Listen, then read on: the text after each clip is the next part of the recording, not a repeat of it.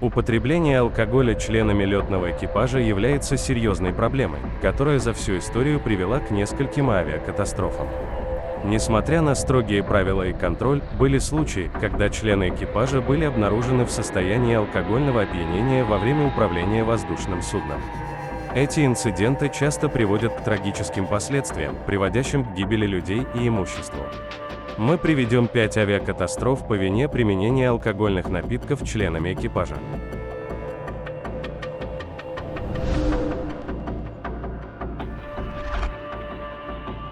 Катастрофа Boeing 737 в Перми. 14 сентября 2008 года самолет, выполнявший рейс по маршруту Москва-Пермь, разбился при подлете к международному аэропорту Перми в 5 часов 10 минут по местному времени. Все 82 пассажира и 6 членов экипажа погибли. В результате крушения был поврежден участок Транссибирской магистрали. Рейс 821 является самой смертоносной катастрофой с участием Боинга 737-500. Межгосударственный авиакомитет официально объявил, что у командира экипажа разбившегося лайнера в крови обнаружен этиловый спирт. Однако прослушивание записи говорит о другом. Командир экипажа просто не вязал лыка, путал давление с номером рейса. Рассчитывайте повторно заход. Плюс 21 Ира и викторение до 4-го разворота рассчитывайте. Если вы не возражаете. Bank angle. Продолжим заход. 821, курс 360, снижайте 600. Рассчитывайте повторный заход. Курс 360, снижай 600,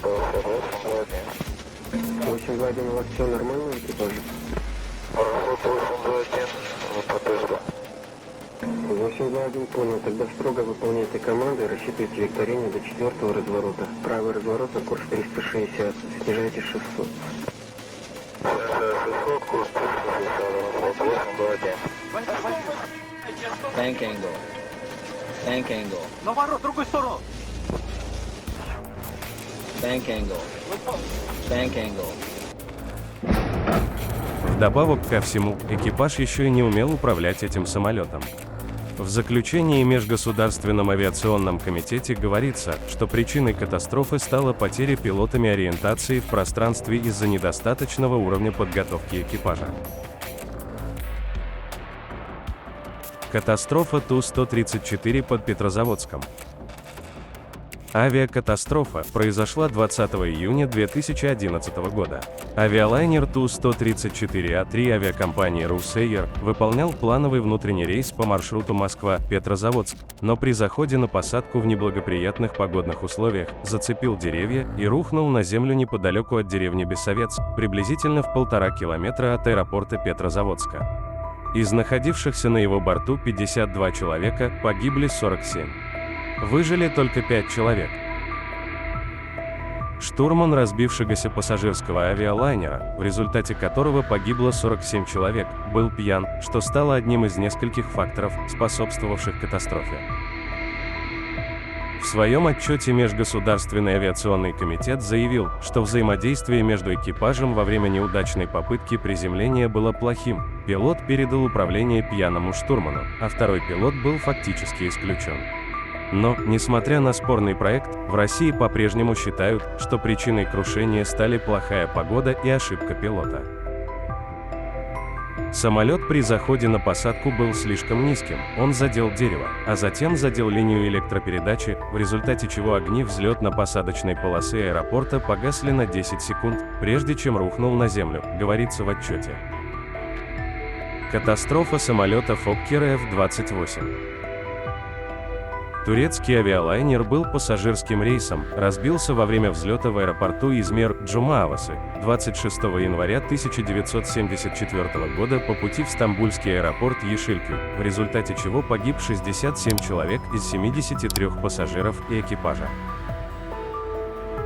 Ночь перед катастрофой самолет провел на улице при минусовой температуре, что привело к скоплению инея на крыльях, чего экипаж не заметил перед вылетом.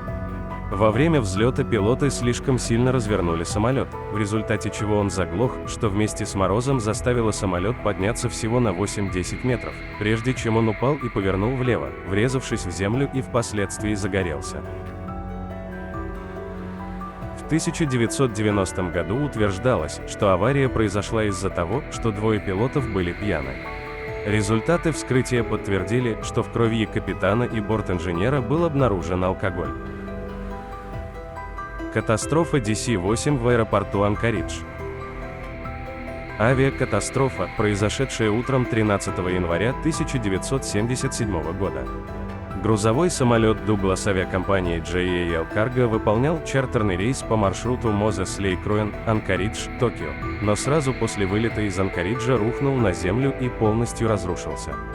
Погибли все находившиеся на его борту 5 человек, 3 члена экипажа и 2 пассажира.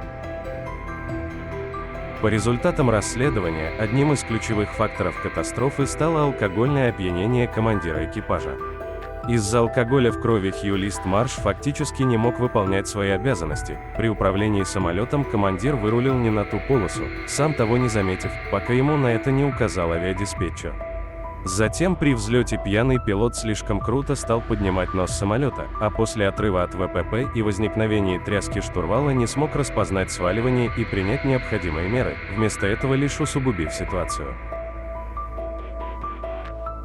Крушение самолета пакистанской авиакомпании Shaheen Air.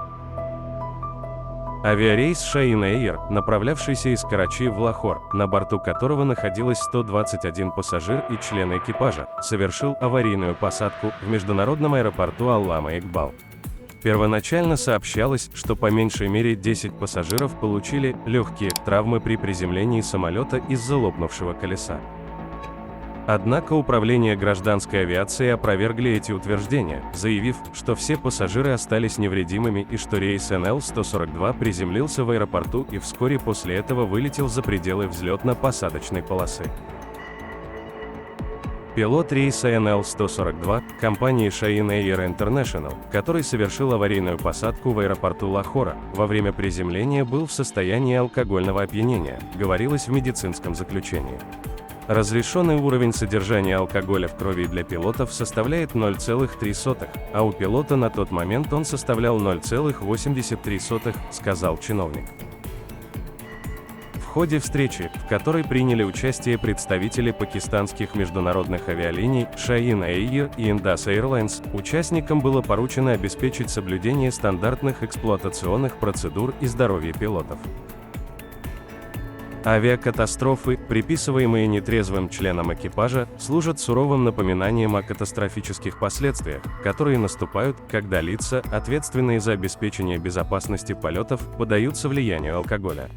Эти тревожные инциденты не только привели к гибели драгоценных людей, но также вызвали обширные расследования, подняли актуальные вопросы об авиационных правилах и усилили обеспокоенность по поводу строгости протоколов безопасности в авиационной отрасли.